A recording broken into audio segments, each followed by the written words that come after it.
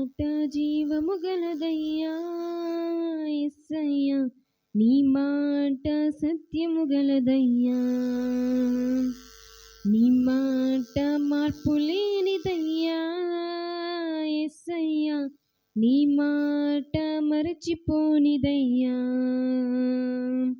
నీ మాట జీవము గలదయ్యా యేసయ్యా, నీ మాట సత్యము గలదయ్యా,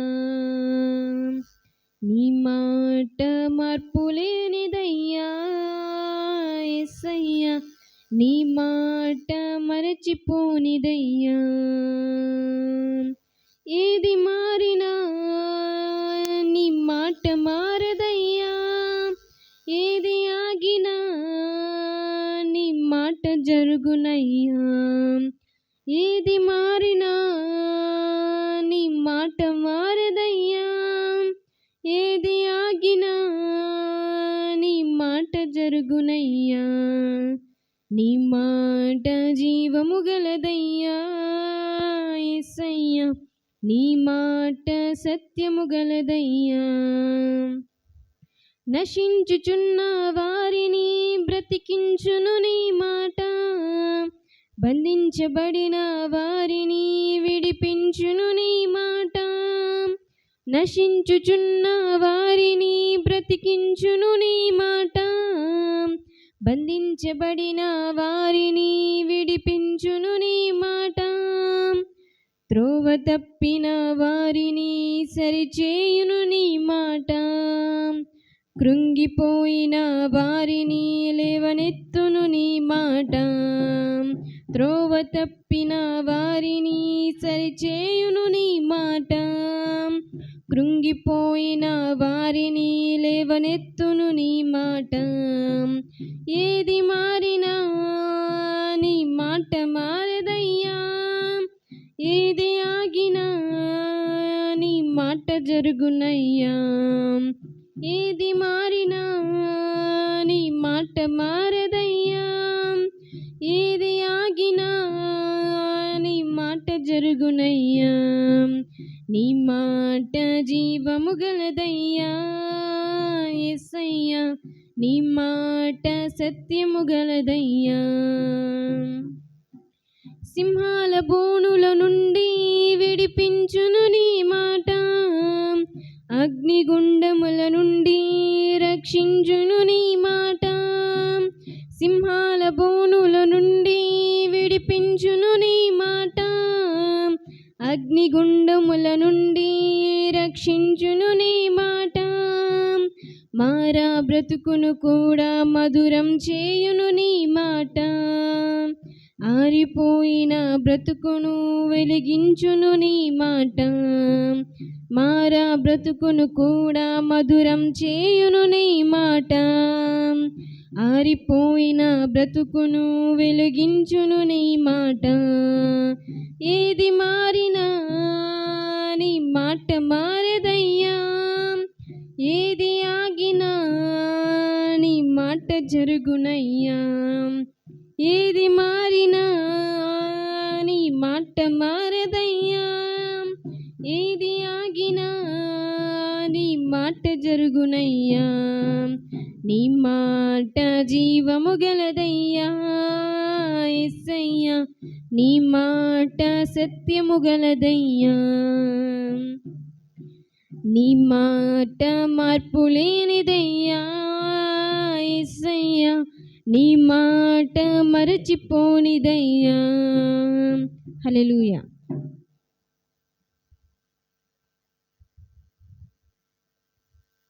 స్తోత్రం స్తోత్రం. Praise the Lord. హల్లెలూయా హల్లెలూయా.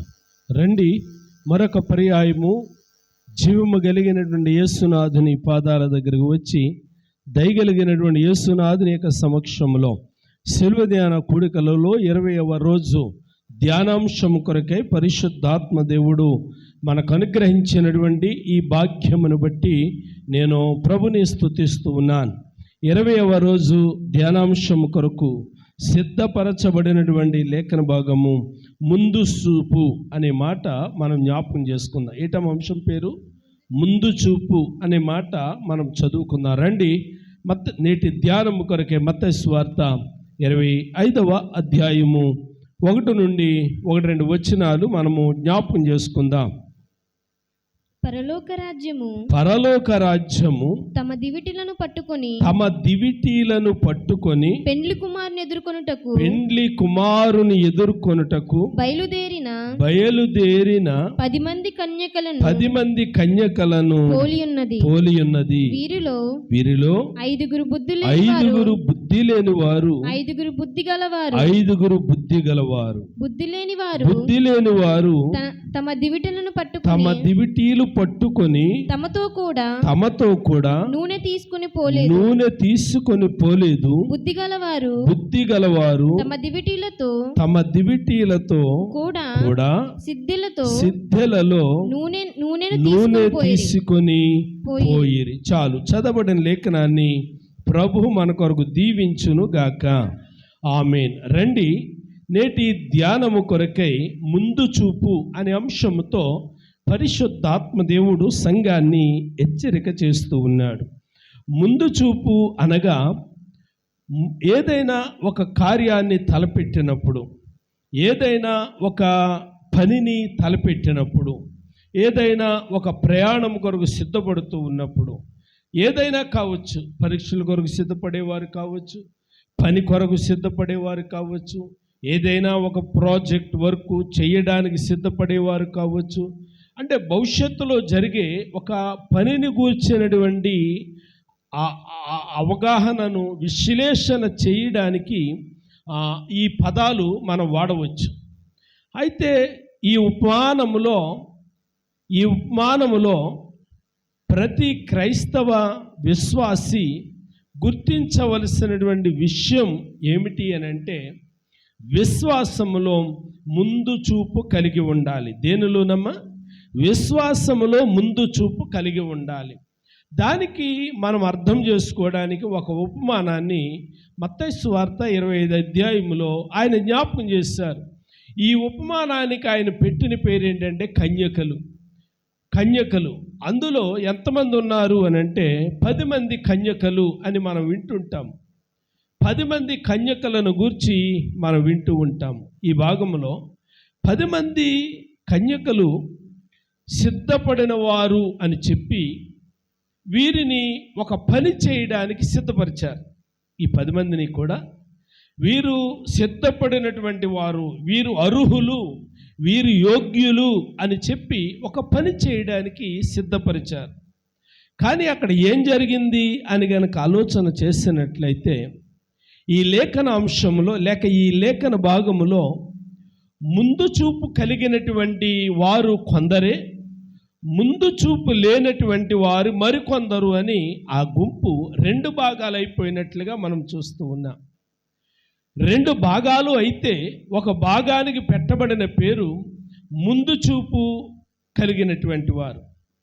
2వ భాగానికి పెట్టిన పేరేంటంటే ముందు చూపు లేనివారు, అంటే అవగాహన లేనివారు అన్న సంగతిని మనము గమనించవలసినటువంటి వారమై ఉంటూ ఉన్నాం. అంటే వారికి అవగాహన లేదు. ఏ అవగాహన లేదు అని గనక ఆలోచన చేస్తే, మనం వెళుతున్నాము ఒక పని చేయడానికి, వెళుతూ ఉన్నాము. అక్కడ ఆలస్యమైతే ఏంటి పరిస్థితి, అక్కడ ఆలస్యమైతే ఏం జరుగుతుంది అన్న ఆలోచన వారికి లేదు. కాబట్టి ఆ గుంపులోనే కొంతమందికి ఆ ఆలోచన ఉంది.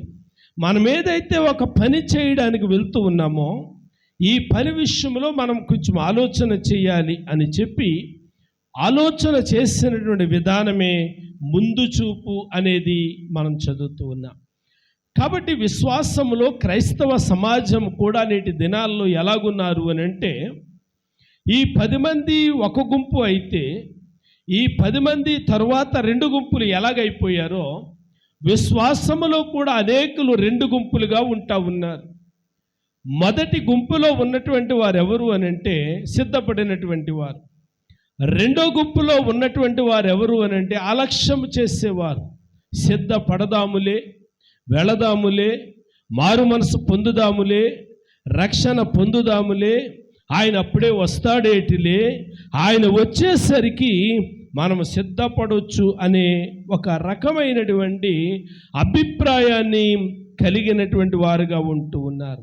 అందుకే మత్తయి సువార్త 25వ అధ్యాయంలో ఈ లేఖనాన్ని, ఈ భాగాన్ని మనం పరిశీలన చేస్తే ఒక్క విషయంలో తప్ప మిగిలినటువంటి అన్ని విషయాల్లో కూడా ఈ 10 మంది కూడా ఒకే రకమైనటువంటి అభిప్రాయాన్ని కలిగి ఉన్నారు.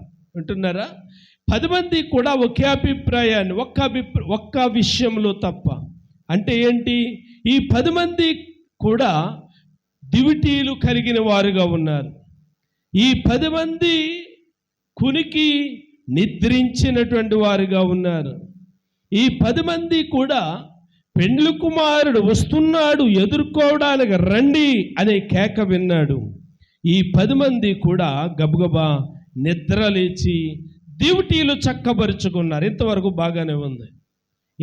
బాగానే ఉంది. ఇక్కడ డివైడ్ అయిపోతూ ఉన్నారు. ఎలాగూ అనంటే ఇందులో 5 సిద్ధపాటు లేనివారు, 5 ముందు చూపు లేనటువంటి వారు, 5 ప్రియులారా ఆ ముందు చూపు కలిగినటువంటి వారు అన్న సంగతిని మనం చదువుతున్నాం. అందుకే ఈ భాగంలో వారికి ఏమని పేరు పెట్టాడంటే 5 బుద్ధి కలిగిన కన్యకలు అని పేరు పెట్టాడు. ఎందుకు? వారికి ముందు చూపు ఉన్నది. ఎలాగా? ఒకవేళ మనం వెళుతున్నటువంటి పని విషయంలో పెండ్లి కుమారుడు ఆలస్యం చేస్తే మన దగ్గర ఉన్నటువంటి దివిటిల్లో నువ్వు నైపోతే పరిస్థితి ఏంటి? ఆలోచన కలిగి ఉన్నారు. కానీ మిగిలినటువంటి వారు ఆ ఆలోచన చేయలేదు. అంటే ఆ ముందు చూపు వారికి లేదు అని చెప్పి మనము గమనించాలి. అందుకే క్రైస్తవ విశ్వాసులంగా మనం ఏదైనా ఒక కార్యం తలచినప్పుడు ఆ పనిని ప్రారంభించడానికి ముందే ఒక ప్రణాళిక కలిగి ఉండాలి, ఒక ఆలోచన కలిగి ఉండాలి, ఒక ఉద్దేశం కలిగి ఉండాలి. నేను 7 గంటలకి పరీక్ష హాల్లో ఉండాలి అని అంటే నువ్వు ముందుగా ఆలోచన చేయాలి. నువ్వు ఎన్ని గంటలకు బయలుదేరితే నువ్వు వెళ్ళగలుగుతావు, ఎన్ని గంటలకు నువ్వు బయలుదేరితే రీచ్ అవ్వగలుగుతావు, ఎన్ని గంటలకు నువ్వు బయలుదేరితే ఆ హాల్ను చేరుకోగలుగుతావు. ప్రియులారా, ఏది లెక్కలేసుకోకుండా మనం ఏ పనిని చెయ్యం కదా. ప్రతి వాడు కూడా ఒక పని చేయడానికి కొన్ని లెక్కలు ఉంటాయి.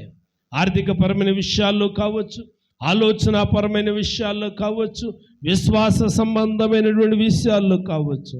కానీ ఇందులో మనం చూస్తూ ఉన్నాము 5 బుద్ధి లేనటువంటి వారు ఎందుకు అన్నారు అని అంటే అందరి బుద్ధి సమానమే, బుద్ధి తక్కువేం కాదు, అందరి బుద్ధి సమానమే. కానీ 5 సిద్ధపాటు లేని వారు అంతే, 5 ముందు చూపు లేనటువంటి వారు అంతే.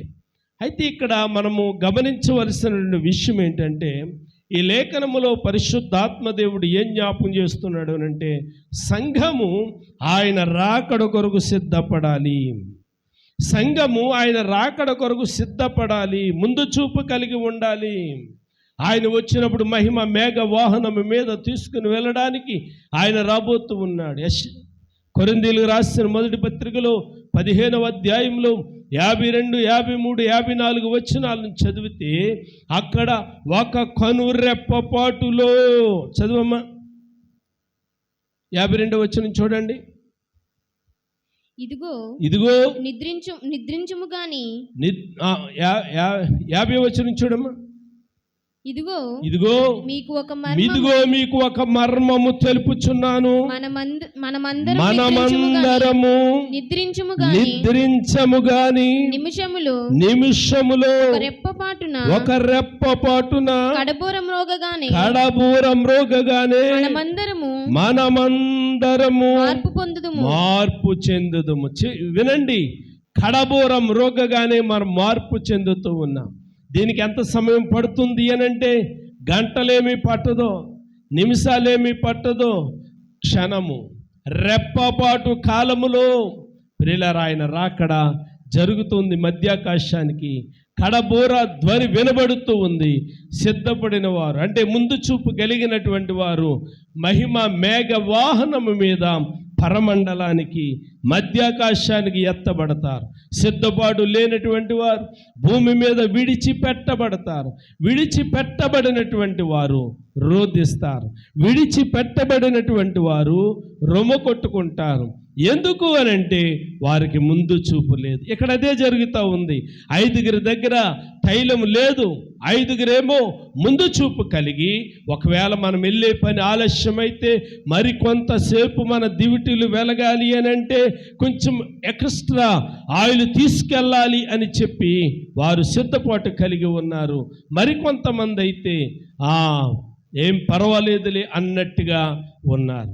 కానీ అక్కడ జరిగింది ఏంటంటే, పెండ్లి కుమారుడు ఆలస్యం చేశాడు. ఎప్పుడైతే పెండ్లి కుమారుడు ఆలస్యం చేశాడో నిజంగానే ప్రియులారా అక్కడ ఆలస్యం జరిగినప్పుడు ఆ వారి దివిటీలలో ఉన్నటువంటి నూనె అయిపోయింది. ఎప్పుడైతే నూనె అయిపోయిందో అక్కడ పరిస్థితులు ఒక్కసారిగా మారిపోయినాయి. ఆ ముందు చూపు కలిగినటువంటి వారిని అడుగుతూ ఉన్నారు, కొంచెం మాకు ఇస్తారా నూనె. వారు అంటున్నారు, ఇది మీకు మాకు చాలదేమో. ఏమంటున్నారమ్మా? ఇది మీకు మాకు చాలదేమో. మీరు వెళ్ళి బజారులో అమ్మేవారి దగ్గరికి వెళ్ళి కొనుక్కిని తెచ్చుకోండి అంటా ఉన్నాడు. ప్రియులారా, అదేమైనా పగటి కాలమా? కాదు, అది రాత్రి కాలం. ఇప్పుడు రాత్రి కాలం కాబట్టి బజార్లోకి వెళ్తే షాపులు ఉంటాయా? షాపులు ఉండవు.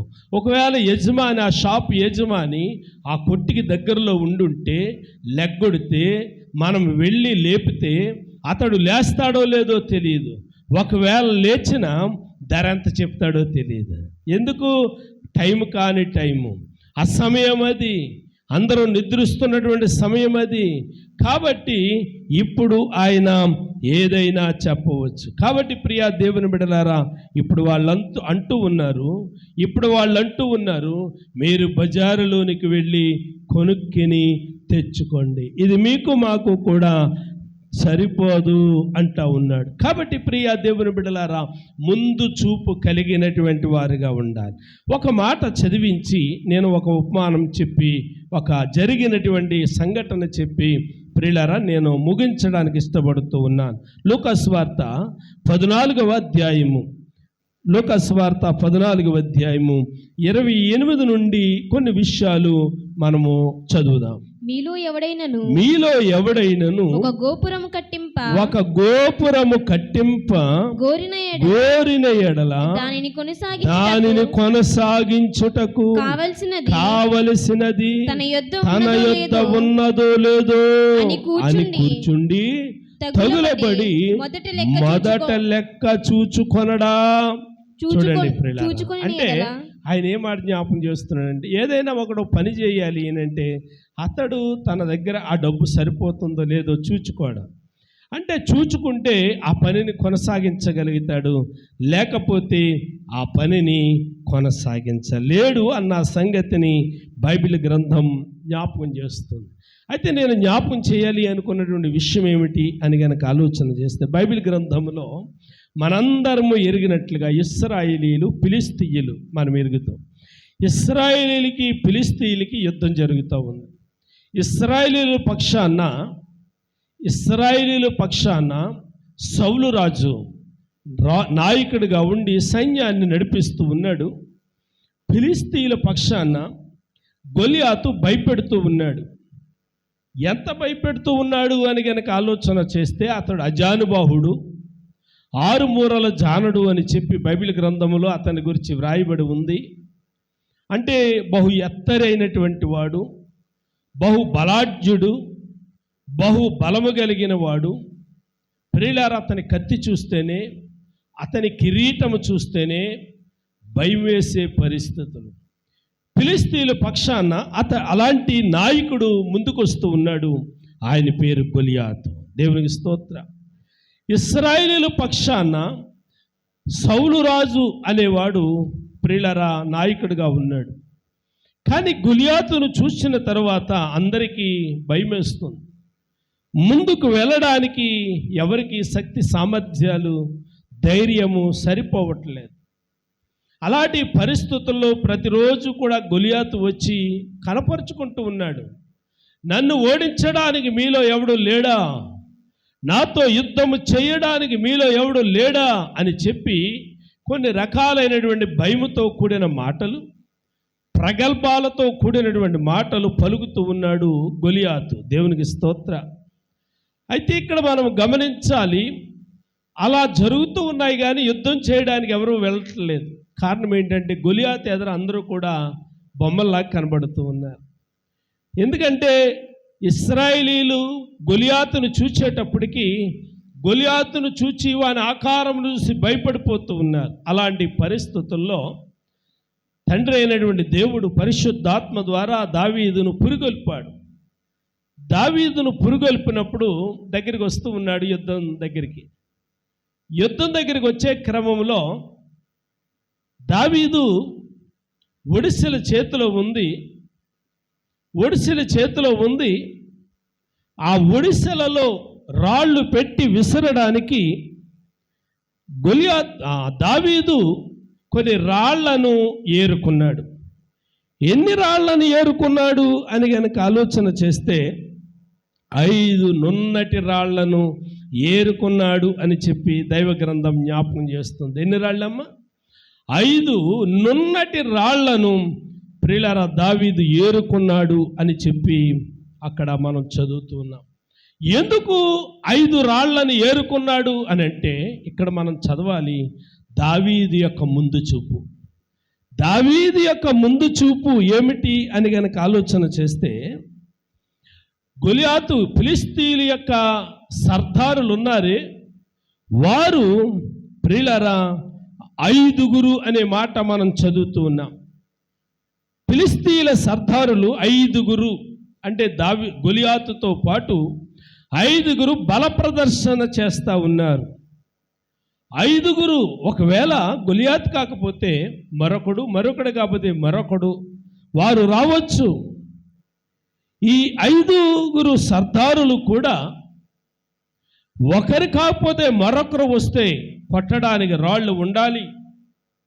ఒకటే రాడు పట్టుకుని వెళితే నేను గొలియాతును చంపితే వెనుకున్నటువంటి వారు గజీలు రావచ్చు, అష్డోదీయులు రావచ్చు, అషకగనీయులు రావచ్చు, గాతీయులు రావచ్చు, ఎక్రోనీయులు రావచ్చు అనే ఉద్దేశంతో ప్రియులారా దావీదు ముందు చూపు కలిగి 5 నున్నటి రాళ్లను ఏరుకున్నట్లుగా మనం చూస్తున్నాం.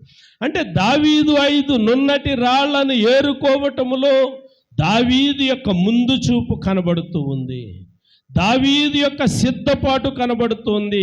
ఒకవేళ నేను గొలియాతును కొట్టినప్పుడు గొలియాతు చనిపోతే గొలియాతు పక్షాన మిగిలినటువంటి వారు పారిపోతే సరి, పారిపోకుండా వెనుక ఉన్నటువంటి మిగిలిన 4 సర్దారులు కనుక వస్తే వారిని కొట్టడానికి రాళ్ళు ఉండాలి అని చెప్పి వాళ్ళ కోసము మరో 4 రాళ్లను తన సంచిలో వేసుకున్నట్లుగా చూస్తూ ఉన్నాం. దేవునికి స్తోత్రం, హల్లెలూయా.